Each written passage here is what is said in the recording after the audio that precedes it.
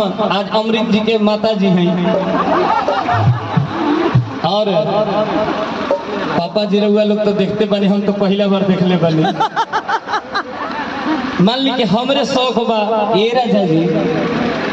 यही जरूरत रहे रहुआ हमर आज घर भवन आज हमर अयोध्या हो गई बा, लगता कि राम जी जन्म हो गई बा राम जी के। तो वह भाव बा कैसे कहताड़ी ए राजा जी तनी मनी कुछ बोली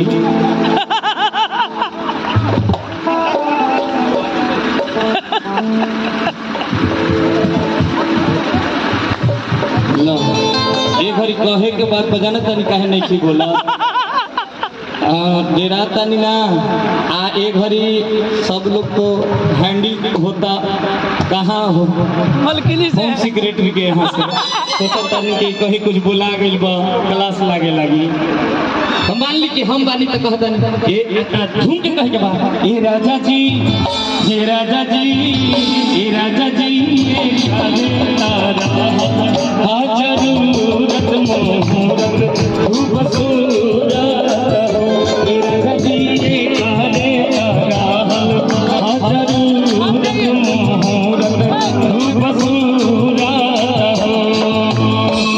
ऐसा ना मनोहर